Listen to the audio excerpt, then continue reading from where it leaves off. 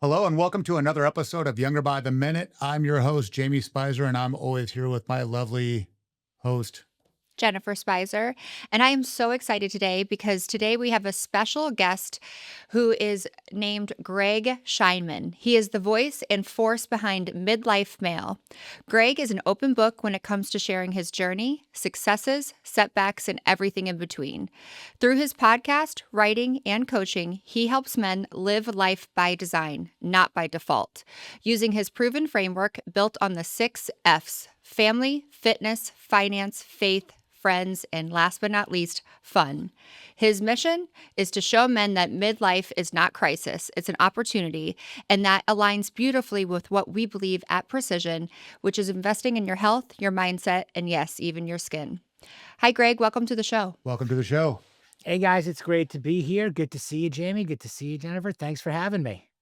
It's great to have you on, and I'm really excited to pick your brain on some of this stuff because I think me and you think logically the same way. So it's going to be great to meeting of the minds, if you want to call it that. Well, and So you're both We the can same try because if age. I'm thinking logically, then something is wrong. So right, right, and I think we're in the same ballpark as far as age. So yeah, I think we probably are going through some of the same stuff at the same time, and probably been through some of the same stuff at the same time. So Well, and before we jumped on here, we were kind of sharing back and forth about travel and just managing all the different places. Like you said, a moving target. You say that you're an open book. How do you juggle running your own business, helping all of these other men, then also being a good husband and a good father to your 2 sons? sure, it's a great question. I mean, one of the reasons I start by saying that I'm an open book is because it's simpler. It's simpler than having to remember what it is that I'm wanting to hide or what it is that it's just simpler to be open and honest about everything that is going on.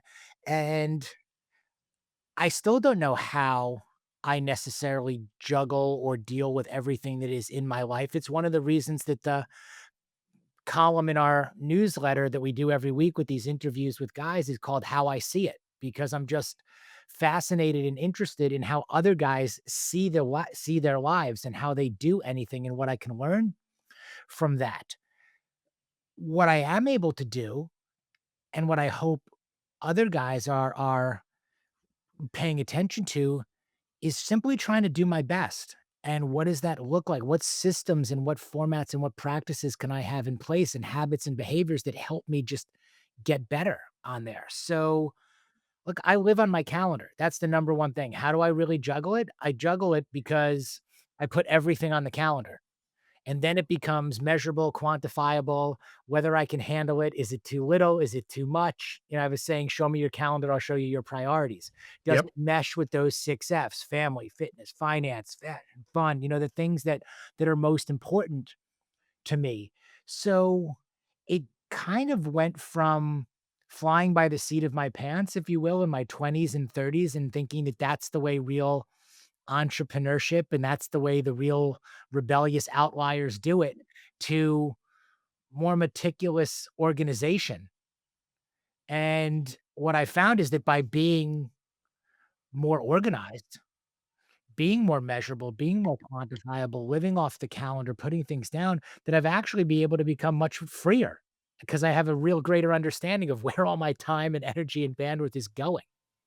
Right. And yet I think you clear up any negativity you might have because you forgot something that was important, an anniversary or a birthday or something like that, because you have it on your calendar. And of course, we know you can't track what you don't measure. So, Exactly, and look, there will always be mistakes, and there will always be missteps, and there will always be double booking, and there are all of these yep. things because we're human, and again, trying to do the very best we can, and I call them kind of problems of prosperity. As our lives have expanded, as our businesses have grown, as our networks have gotten bigger, as new people have come into our lives, you're constantly evolving and pivoting and trying to figure out how it all fits and what all fits in there.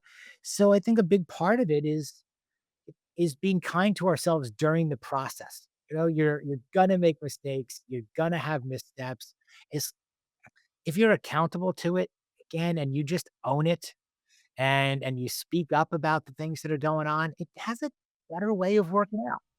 Yeah. I agree with that because I think that, humans, when our ego is in control, we don't want to admit that we've made a mistake or made a misstep. But when you're transparent and you're honest, that might just be the exact thing that the person next to you needs, or your fellow brother or sister or whatever that is. And I think that when we share these things that we deal with, that's what helps us all live a more abundant life. Because at the end of the day, we're not dying with our money, we're dying with the impact that we left on the people that are still here to live that out.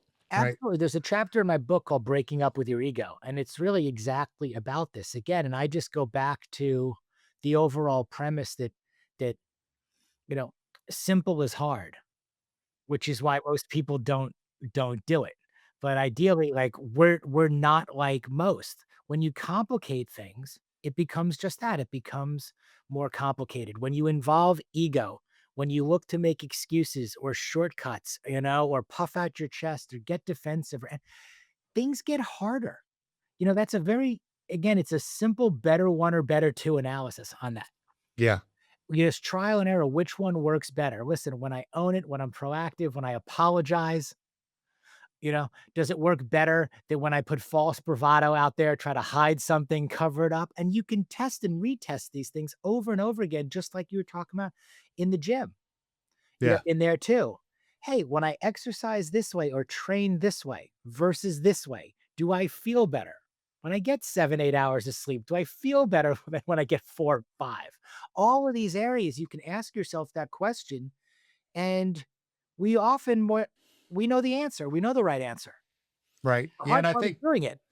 yeah. And I think that's a really good point because that's something I talk about with clients in the gym when they want to know, should I be tracking how much weight I lift and everything? I'm like, well, you can, but you have to remember that each week or each day brings new variables. And you kind of nailed it. I wasn't as strong on chest day this day, but then the question, like, did you have as much food? Did you have as much water? Did you get as much sleep? Were Yep. you distracted with your phone because you were stressed out? Like, there's a lot of variables that can cause you not to be as strong that day, but you're not giving yourself the grace or acknowledging why. You're just expect yourself to perform day in and day out at the same level, but life continues to hand you new problems. Exactly. And that's why I think it's that kind of one of one in that regard. Can I be the best version of myself today? Correct. I'm only as good as my worst day. And nobody ever knows what's going on, Yep. only behind the scenes. Right. No, and that's why I think when you talk about living your life by design, not default, we go into autopilot. And obviously, I'm not a man, but I do think that strong men always, they measure their output, they measure their success, they measure how well they can solve the problem, how well they can provide. And I think sometimes that overcomes, taking a step back and actually being intentional with your day and how you're planning. And then all of a sudden, I think the reason why a lot of men have a midlife crisis is because they've lost their identity in trying to find their identity because they're putting it outside versus inside. And so, can you tell us a little bit more about how you got to creating the foundation of the 6 F's and what it means to you to live by design? Like you mentioned that you plan your day and you plan your calendar, but do you mind sharing a little bit more about that? Sure. And there's so much there to unpack that you covered because you nailed so much of it.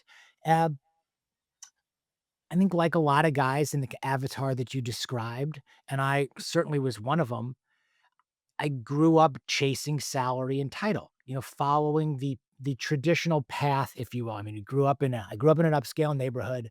My father unfortunately passed away when I was in my teens. And I was always it was ingrained to me from where I came from that you go to school, you go to a good college, you get your degree, then you go out and you get a job, and then you meet the right woman, and then you get married and you have kids, and then you move to the suburb. And it's always up, up, up, and you're chasing this path of salary and title. And that's what success looks like. And what happens is a lot of us, and myself again included, fall into what I call the over indexing trap. That becomes our Mhm. identity. That okay, again, how much money am I making? What is the title? Am I on this upward trajectory? And I'm doing it all for my family and all for the optics and all for the reasons, that have been in and the values that have been ingrained in me my entire life. And flash forward 10, 15, 20 years go by. And you're not really sure, what do I do? How the fuck I got here? Like, how did this Right. all happen? Hmm. And I don't really know who I am or how I feel or what's really important, or did I really prioritize the right things, or am I prioritizing the right things? Am I staying at work late and missing my kids' game? Am I, not taking the vacations that I said I always would? Are we adding size to the house or cars to the driveway or other than like what are we doing all this stuff for? Right. And I just felt like all of that was happening to me and happening at me instead of, again, taking that step back, like you said, and going, hey, what is it that I really want? What does success really look like? More importantly, what does it live like and what does it feel like? Because I don't think I've got this right. Hmm. And I'm 47 years old at the time. So I'm the same age as when my dad passed away. I have this multi-million dollar book of business in the insurance industry. I've opened and closed multiple companies before that. My kids are getting older. We've got the house, the private school. And I remember, like it was yesterday, I'm sitting in that parking lot of the office building in the fancy car, in the suit that I don't even like wearing. And I'm looking at the building, and my office is on the 25th floor, overlooking all of downtown Houston. And I'm like, I can't get out of the car. And that's really what was the impetus to take a good, hard, long look in the mirror and say there have to be some other options, again, some other choices, some other ways of doing things. And to your point, Jennifer, I didn't know how. I think a lot of guys know why they want to be in better shape, why they want to be better husbands, why they want to be better fathers, why they're making all this money, why they're doing all these things. But the problem is they don't know how. They don't know how to make the changes because again, we've been over indexing for so long. So that's how this all got started for me. It was ego. You talked about ego before. My ego didn't allow me to say this to anybody, my business partners, my wife, certainly my kids, my clients. So I was like, well, let me just start a podcast because then I can ask all these questions that I have to all these smarter people. And then I'm doing it in the name of journalism, if you will. And I have to, like, it's not my vulnerability. It's not all my problems. It's the responsible questions I should be asking of all these other smart men. So it was really very selfish and very ego driven. I didn't care if anybody listened. I just wanted the answers. And that's Yeah. how it started. And I started listening to these guys and applying what I learned. And that's how, okay, what were they talking about? Family and finance and fitness and food, which is nutrition, and even fashion and style and fun. And they were giving me all this ammunition, all this wisdom, all this experience. And all I started doing was testing and retesting it. Right. Which I think probably brought down your fear level with, Again, once you strip the it fear of down, change. Yeah. right? Once you strip it down and go, okay, well, guess what? I've been doing things this way for a really long time. And you know what? It's not working. So what's the George Costanza rule of like Seinfeld? If that's how old I am, I'm 52 going on 53. It's like, do the opposite. Hmm. Like, Yeah. if what you're doing is not working, do the opposite. And that's essentially what I started to do. And from 47 to 50, everything changed. Well, and I think, there's a lot to unpack there too. I'm sure with just your inner spirit, with it being the same age that you lost your father. And I'm so sorry for your loss. And as we've talked over the last few months of getting to know each other, I will say that it's evident that you took that tragedy and made sure that you were a good dad because you are there and you are present. And that's admirable because sometimes people lose themselves in that loss. You lose pieces of you along the way.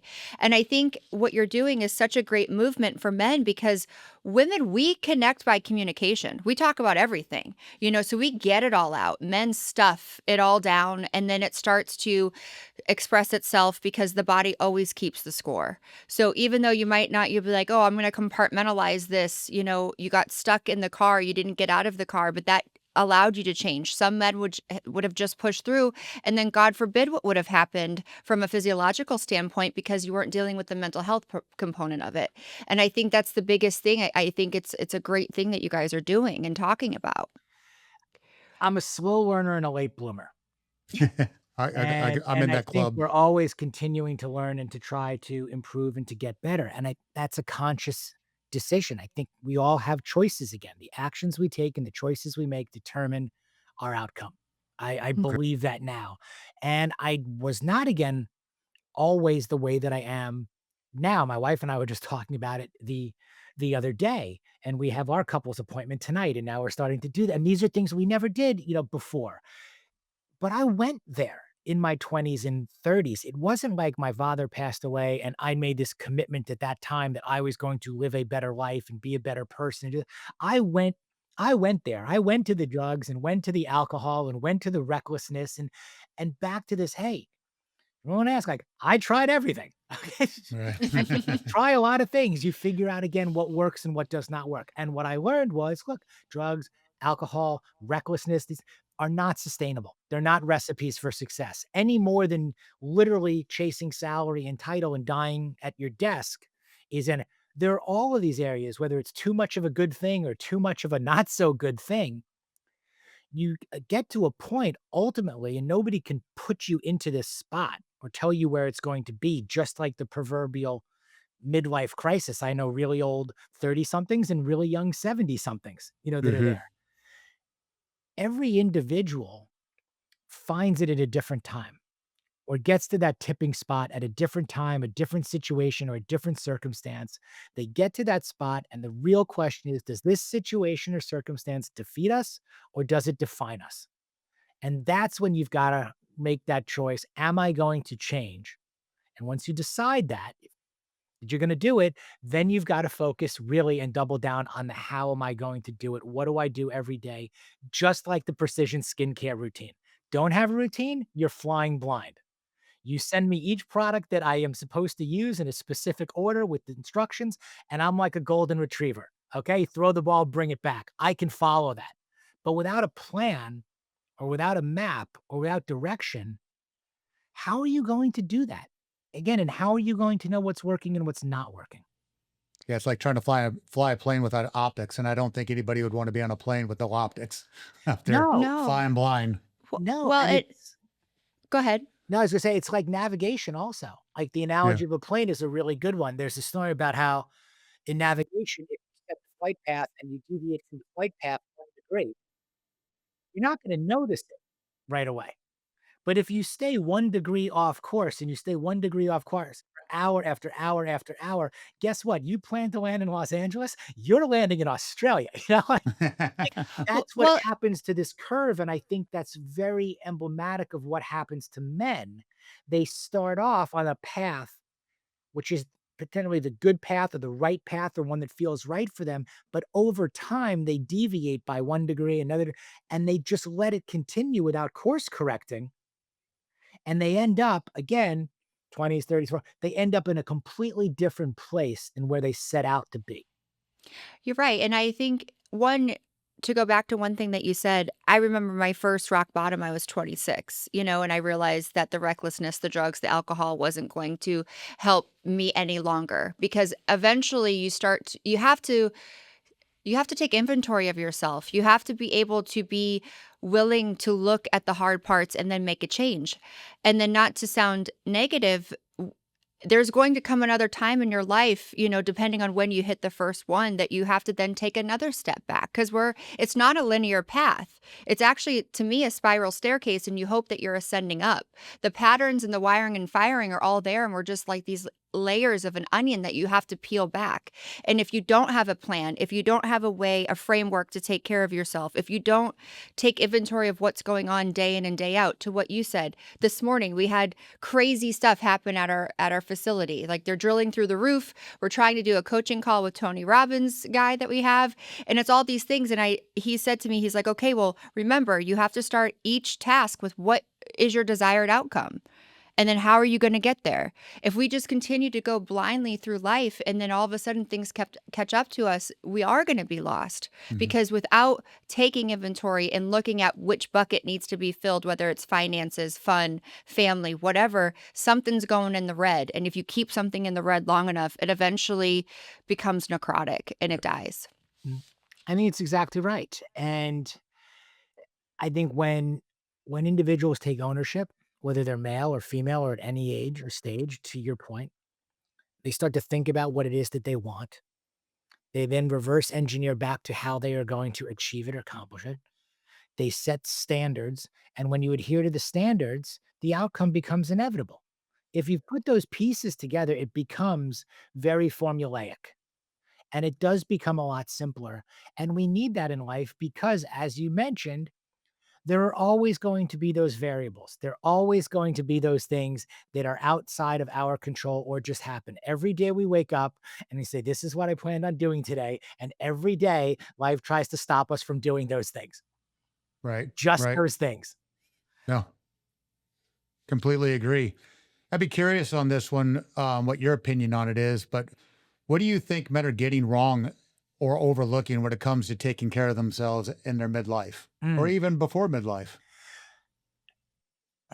I think it's twofold. I think what we have is I think we've got a challenge with a large portion of the population doing nothing, conformity, complacency, redundancy, and just allowing themselves to buy bigger pants, every month and every Right. year on there. And then we have a growing portion of the population with men that I think are over indexing in the biohacking and the extremes and the doing too much. And where we have a ton of white space is in the middle. Yeah. Doing nothing is not a strategy for success at all. Burying your head in the sand, being in denial, accepting the dad bod or getting bigger, whatever it might be, doing nothing is not a strategy. Doing everything is also proving out to not be such a sustainable strategy to try to live to 150 and take 500 pills a day and getting your blood work done every 17 minutes and all of these things that are going on out there. So what I really talk a lot about and work with my clients, the men that I coach one-on-one across the country who are smart, accomplished men between 40 and 55, and what are they looking to do? We call it master the middle. What is your sweet spot? What does again success look like to you? If I want to be 175 pounds, 10% body fat, be able to do what I want to do, when I want to do it, with who I want to do it with, for as long as I want to do it, what do I need minimum effective dose to maintain that standard? And then now, if I want to go win high rocks or some event, if I want to be an elite level athlete, if I want to get on a stage and there's a whole different set of standards that's there. But if I want to be a good husband, a good father, and all these metrics of how much money do I want to make? How many hours necessarily do I want to work? How much time do I want to spend with my kids? I think this problems that middle-aged men are experiencing are it's this zero sum game of all or nothing. Yeah. And that creates paralysis by analysis. I can't do it. I don't think I can do it. And what we're really trying to do at Midlife Male as a company, even beyond my coaching practice in the book, what we're really trying to do is help guys master the middle and see not only what is possible out there, but what is probable for them. You don't have to do what I do or exactly as I do it, but maybe you can pull one or two things from my midlife action plan, my map, and employ into yours. You're not going to live like Troy Aikman, but maybe you can listen to that interview with Troy Aikman and glean a couple of things that you could apply into your life. You could listen to this conversation and maybe you walk away with a skin tip or two or whatever it might be. But Right. being able to build out your own plan. And I think the eye opener here for guys is that, hey, I can do that too because I can see this guy in Greg. I can see the people that he's talking to, and I can see myself in them so that it's relatable and it's credible, but it's also aspirational. But it's not so fear inducing and extreme that it stops you in your tracks. And if you are that extreme and you're living that way and you're doing more power to you, but I'm not interested in what Brian Johnson is doing and spending $4 million a year to live to 150. And I'm not interested in Right. what these big biohackers are doing. It doesn't seem like a whole lot of fun to me. And fun is a big part of my overall approach to life. Yeah. Well, Yeah. I fu think it's like I always compare everything back to an analogy of money and health, right? So you have investment vehicles that you put your money into. You're not watching it the way some of these people watch the scale. Some of these people every day on the scale, but they're not watching their finances. And some people are, not watching the scale, but they're watching their finances. But you have investment vehicles that you put your money into. And like you said, you could go to the extreme and like you put all your money into it and then you don't have any fun money left over. or you find the balance between your financial future, so your savings plan, then you have your hard expenses where you put your money into like your house payment, car payment, and then you have leftover fun money. But you got to find the balance in there. You can't be one extreme or the other, because I know for a fact that no matter how much you love doing something, if you do it too long, too much, you're just going to get burnt out on it. You're Well, not going to somebody was have the asking same me that fulfill. yesterday. They're like, "Oh, do you love what you do?" I'm like, "Yes, I love what I do. I love what I do now more than I've ever enjoyed doing anything in my life from a professional standpoint." And I think finding that intersection of professional expertise and personal passion is really unique. And when you find it, go and lean in on that. At the same time, I think we can all attest to this. I don't care, like I said, I don't care how much you love something, it's work. At a certain point, it is work. It is work to crank out the newsletter. It's work to get to the gym. It's work to appear on the podcast. It's work to travel to these all of these bucket list things even that have happened and are continuing to happen. When you do them enough over and over again, it is still you have to treat it like a job, and it is a job. And yes, does it fill my tank more than it drains it? Absolutely. And that's why I enjoy it and stay with it. But are there days where it's incredibly daunting, incredibly draining, incredibly frustrating? Because all of these businesses and practices and everything that we are involved in, they have these other layers that you just can't escape. We still got to do taxes. We still got to reconcile the books. We still got to figure like you still got to run all this stuff that comes with success, that comes with achievement, which comes from purpose. All of these other things can be great, but yeah, it's work. Yep. And if you Yeah. want rainbows and unicorns and you want it to literally just be fun all the time, like, sorry, I'm kind of a straight shooter, like right down the middle. It's not, nothing is going to be that 100% of the time. No. No, but there's something to take from every peak and every valley, right? So it's, when you're going through those moments in life, how can you have fun when it's challenging? Because fun will help you live to 100. It helps to lengthen your telomeres, Mm. dancing, all of that stuff. So finding a little bit for each day, and I think that's where the framework that you've developed is very helpful. And so if somebody listening is struggling with energy, identity, or even direction, in their 40s to 55 years old, where do you recommend that they start? Mm. I have 5 rules. I think if you follow these 5 rules, you are going to be better than you are today. First of all, where do you start and when do you start? Today is the day you start. That is Yep. always the answer. I mean, people, the thing that hangs guy people up in general, whether it's men or women, middle age or any other age, I think everything that I do applies to every age, stage, demographic, gender, whatever. I happen to focus on the midlife male lane just because Hmm. that's what I know. And having been married for Right. 25 years, I know to stay in my lane. Okay. And do speak to midlife men and I can speak for midlife men to an extent, but I don't speak for anybody else because that's where I am. But what hangs a lot of people up to begin with is they don't know they Mhm. don't get started. There's always a reason not to start. So today is always the day to start. You can swap a soda for water. You can kiss your wife good morning instead of rolling out of bed and ignoring her, taking her for granted because you've been married so long.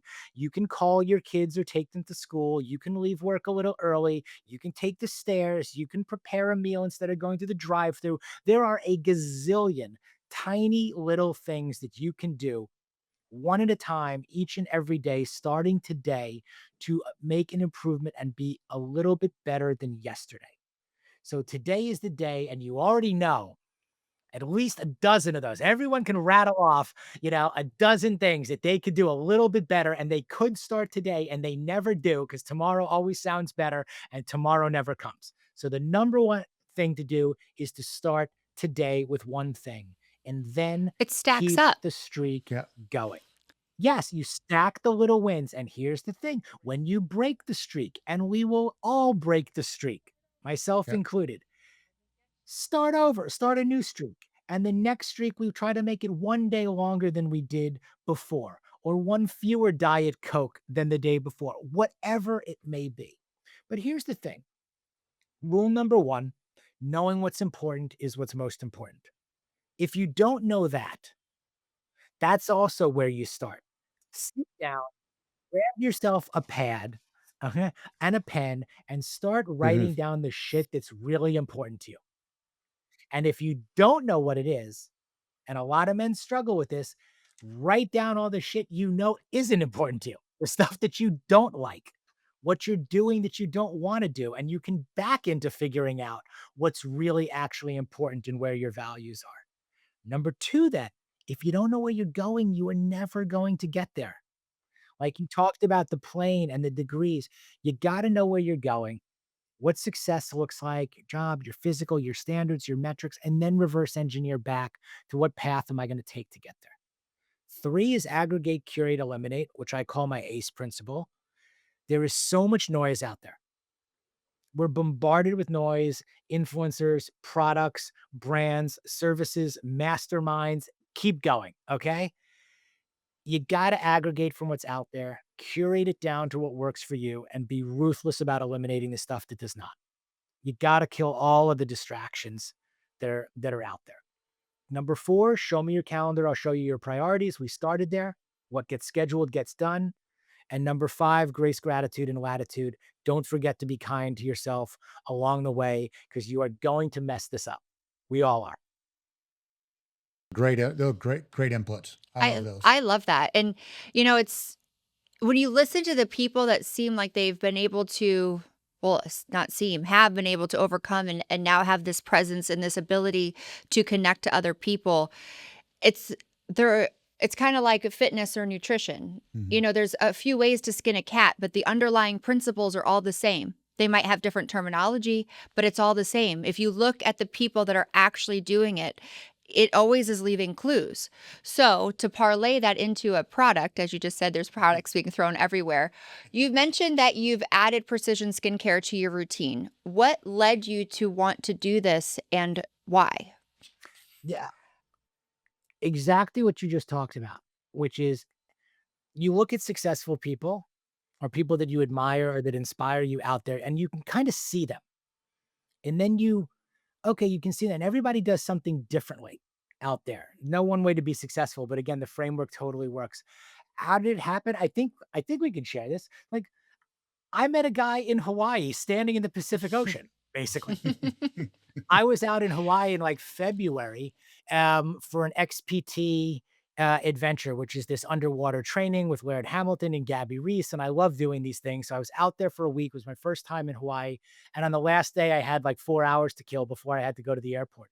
And I'm just hanging out. I'm in the water, in the ocean, in the back of the hotel. And there's another guy in there. And he's like a cool, good looking guy. He's got great sunglasses on. He's got good hair. He's tan. He's everything. He looks pretty fit. And we end up striking up a conversation. Um, his name is Nick. I think we can share. So his name is Nick. Nick and I are chatting out there, and he's there training for an Ironman. And we get it to know, oh, so we've got a lot in common. Also, the guy's got really good skin. And I pay attention to these things too. He's got really good skin. We become friendly.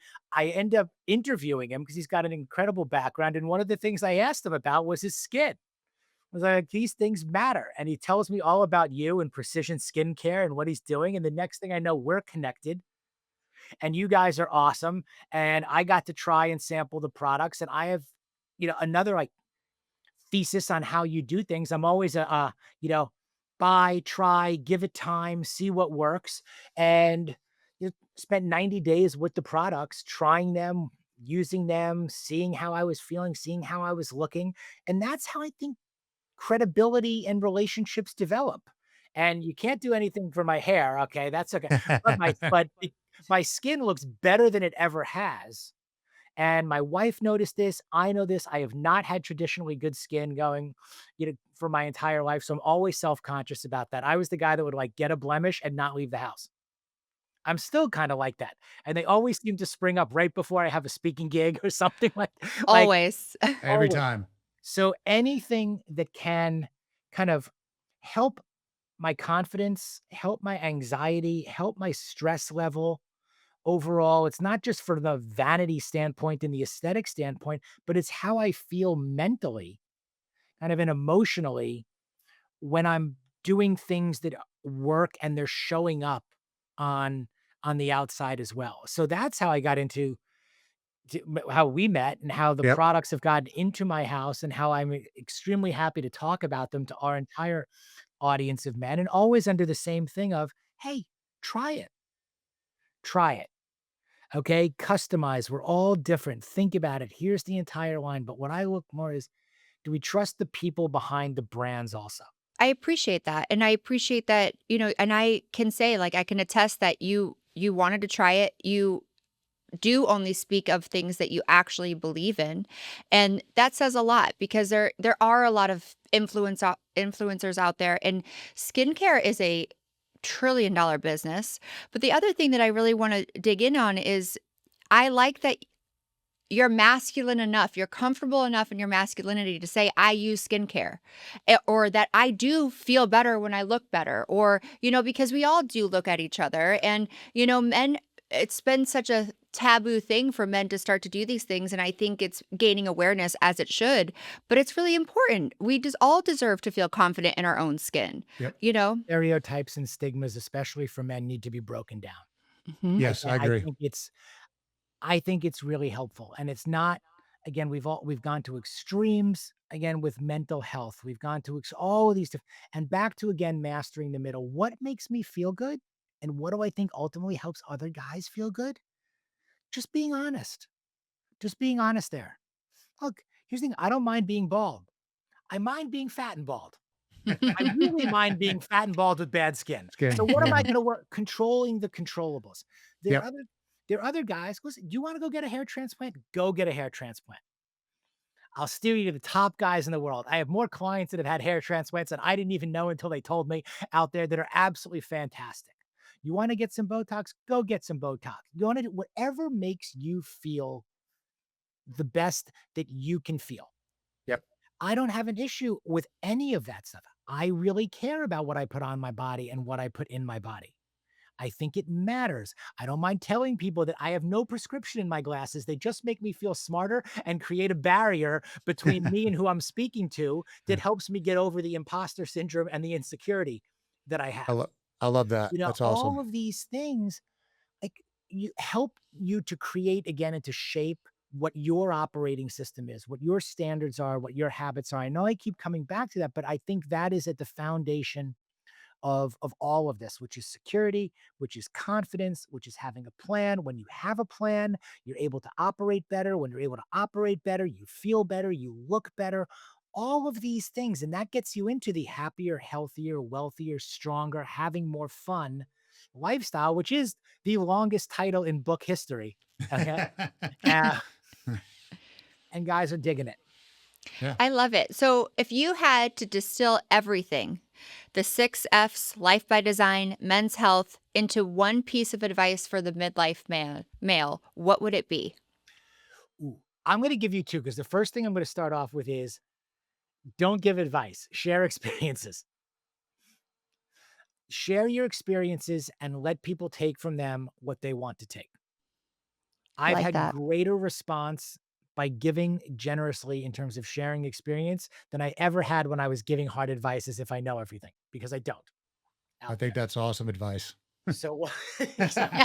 It's a double-edged sword. Now, the advice I'm giving you is to not give any advice and just share experiences. Boom, we're all on the same page. Absolutely. Mm. But one, share your experiences. We all have different experiences, but we can all glean from them. And the second thing really from is I think men get this. This is different for men and women. Run your life like you run your business. Men get that. You would Mhm. never expect accept underperforming quarter after quarter in your business.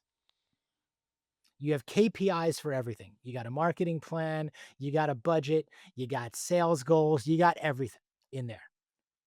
Run your life like you run your business. If you're struggling in your life, when you apply the same principles that you use in business to your life, you're going to find yourself have a break. You're going to have a breakthrough. May not be immediate, but over time. Because you may not be the CEO of your company either, but you are always going to be the CEO of your own life. So when you take control and agency over that, that's when your life, midlife or otherwise, really starts to get better. I love that. I love that because, it's it's all about perspective, right? You can think, oh my gosh, my life is half over. Or you can think, wow, I have the next half to do this better, to do it differently with all the experiences that I've had behind me to help give me better grounding and better footing. Right. Exactly. Look, you know, at 47, when I hit 47, I said I was in bonus time. Everything is perspective. Yep. Mhm. Everything is perspective. You can see that your best days are behind you. You can choose to see that your best days are in front of you. You can choose to see things as if it being too late, or you can choose to see it as it's never too late to start. I mean, no, you can go from fat to fit. Yeah. You can go from fit to fat. You can do all of these things in both orders. Again, the choice is really yours. Mhm. And it doesn't the age, the stereotype or the phrase of like age is just a number. It truly is, Yep. but it's a number that matters. Yes. We still have a finite amount of time on this planet. So you can choose to do something with it or you can choose to waste it. And all of those things are up to you. You just got to figure out, look, do I want that six pack or am I happy, with a little bit over? Do I like Yeah. the extreme, like figure out again what your mastering of the middle again really looks like? Do I want to work 12 hours a day and never take a vacation? Or, do I want to make sure I'm at every one of my kids' games or 80% of my kids' games or we vacate? All of my point isn't throwing all this in the bucket. You get to choose. Pull out what you want, leave what you don't. Yeah. I love it. I really appreciate you being on the show, and we'll put in the links to your book and also to the newsletter, as well as your regimen for skincare. Greg has his own special midlife mail bundle on our website. Yep. But I really think that what you're doing is key. It's important. It's life changing. Like you're leaving a legacy. And not only that, you're teaching your sons how to also do it even better. They're going to have a leg up on that because they have you as a role model. And it's just really really important what you're doing, and I thank you for that. Yeah, exactly. You had said it. I think we need to kind of lose the stigma of the tough male who doesn't talk, this and that. It's okay to talk. It's okay to be vulnerable. You need a shoulder to lean on, and people like who can give you their experiences, not their advice, on how they handled things, and I think that's really going to Well, I create a hope better future so. for people. Because, yeah, Jamie, look, there are enough tough guys out Yeah. tough guys yelling, screaming, okay, telling you exactly how you need to do things to level up and triple your income and be a better and all of this. And we can sit around and redefine masculinity until the cows come. And I think there is a void in the marketplace, if you will, for Mm. kindness, for generosity, for Yep. levity, for humor, for success, and for gratitude, um, and for abundance, for all of these things, without also having to take ourselves so seriously that it becomes so daunting and so demanding, and you can never get off this hustle grind, more, and more isn't better. Right. Better is better. When it's all said and done, better is better. My grandmother used to say coffins don't have pockets.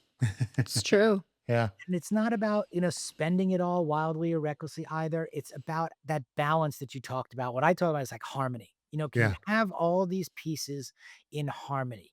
And if you can do that, great. Like, what's your cumulative GPA? Right. You talk about turning these F's into A's, and that does not mean you have to be a straight A student. But what's your cumulative GPA? When you run down that list, that stuff matters. 100%. And it's, like inventory at the end of the week. Maybe Friday you have more time for family. It is a thing, but it's making sure that you stay awake and present and intentional. And just remember who you are and do what you want to do. Yep. Yep. Exactly. Thank you Awesome. again. Well, Greg, it's been a pleasure having you on. We really appreciate you taking the time out of your day and speaking to us. And I think this is going to be great information for people listening. So really appreciate that. And with that, I'm out. I'm out. Thank you, Greg. Have a great And day. Jennifer, thank you guys so much. I appreciate you both. Have a Thank good you.